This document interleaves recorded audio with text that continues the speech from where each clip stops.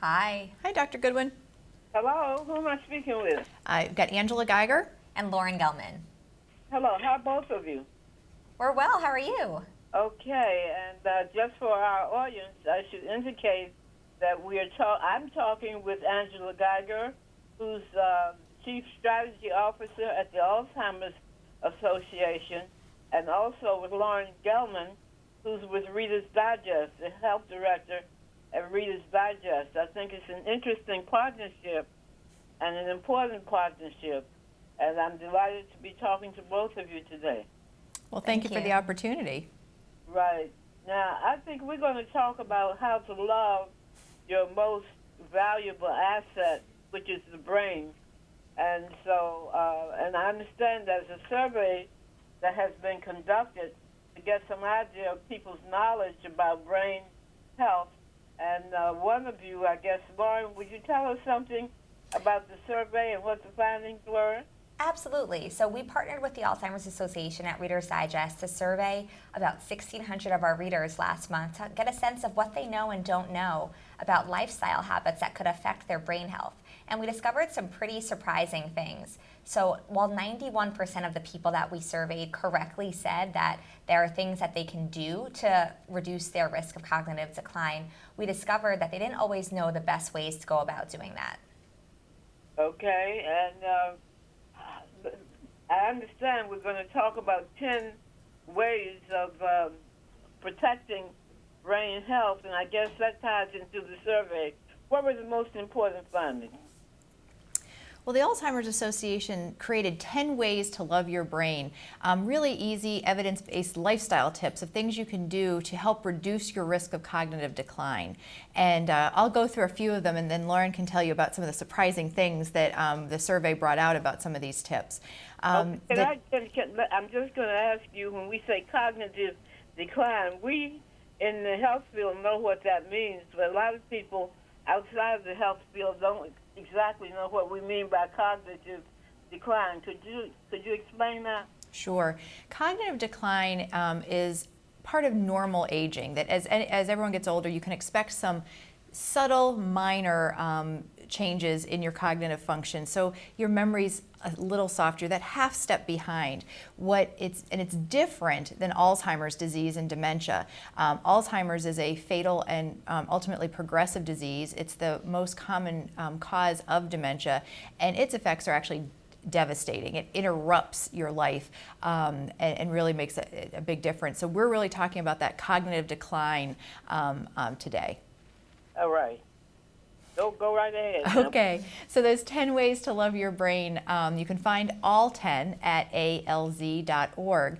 But to get people started on some things that they can do, the first is break a sweat. Hike, bike, swim, whatever it is you love to do, regular cardiovascular exercise makes a difference. Hitting the books, lifelong learning is important, and taking a class or stretching your brain, learning something new, that's also makes a real difference in this reduction of cognitive decline, as well as catching your Z's. We know that good sleep hygiene is important, and it again makes this difference for your brain. And finally, butt out. Quitting smoking is not such an easy thing to do, but it can have an immediate impact on your brain health. Okay, that was very helpful information to have. And those are the four main ones you would say. And by the way, when you say hear the sweat, it sounds like you're saying hear the sweat physically and mentally. Yeah, some of the other of the 10 healthy, these tips to love your brain really are about stretching your brain, if you will, to use another exercise metaphor. And it's about doing things you haven't done before. So, for example, if you're someone who has done crossword puzzles all your life, maybe you'd like to learn how to play bridge, because that would be challenging your brain in a different way. And it's funny, our survey actually found that 60% of the people who took the survey found that they believe that playing the right game or the right puzzle or the right app can help reduce their risk of cognitive decline. But as we know, it's not a single solution. It's really about challenging your brain in lots of different ways. And another area where people had some misconceptions was about diet, which is a hugely important factor too. Almost 70% of the people surveyed felt that if they ate the one or two of the right superfoods like salmon or blueberries, they could reduce their risk of cognitive decline, whereas we know from the research that it's really about an overall style of eating, and the strongest evidence exists for people who eat Mediterranean-style diets or DASH-style diets, which are associated with a reduced risk of hypertension. Right. Now, Andrew, at what age do people start experiencing cognitive decline or thinking about cognitive decline? Well, the good news is that no matter how old you are or how young you are, you can start using these 10 ways to love your brain to really make a difference. And the more of them you do and the more of them you do together, the bigger impact it has. Okay. And what about the difference between dementia and Alzheimer's? So Alzheimer's is a disease. It's in fact the 6th leading cause of death, and then it's the leading cause of dementia. And so you can kind of think of dementia as the umbrella term, and about 60 to 70% of all dementia is caused by Alzheimer's. Okay. All right.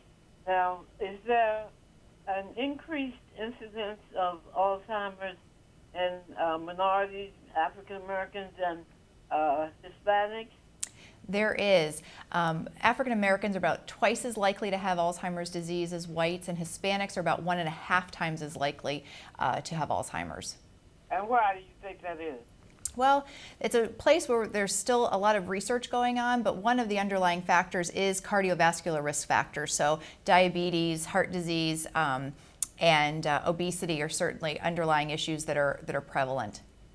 So actually, when we stretch our bodies and when we stretch our minds, we're also having a positive impact on those cardiovascular risk factors. Exactly. Absolutely. Our brains and our hearts and other areas of our health are so intertwined, and our survey actually found some interesting things about that too, that people, when asked what's the most important area of the body they focus on for their health, almost 60% of people said their heart, only 33% of people said their brain. So they're thinking about them differently, whereas we know that habits that are good for one are really good for the other too. Right. In fact, we maybe need to think about some way to make the general public and especially minorities aware of the correlation between heart health and brain health. Mm-hmm. Yeah, the Alzheimer's Association has actually done some work with the American Heart Association on that exact topic, and making sure that people know that what's good for your heart is good for your brain. And stories like this one and what you're doing help spread that word as well. Right. Well, Health Power, which of course I'm founder and head of, has a mental health channel, it has a aging health channel, and it has a spiritual health channel, and all of those tie into Alzheimer's. Mm-hmm. So as far as both Reader's Digest are concerned and the Alzheimer's Association is concerned, I'd be interested in our talking separately later about how we might collaborate in order to increase awareness in minority populations. Absolutely. That'd be a great conversation. Thank you. Okay. And is there anything else that we've not mentioned that you think we should have mentioned? Well, I think one exciting thing is that June is Alzheimer's and Brain Awareness Month, and we're asking people to go purple to help raise awareness exactly as you're talking about. And you can go to alz.org to take the Purple Pledge and to find out what more you can do. Okay, and go purple, right? Go purple. Go purple.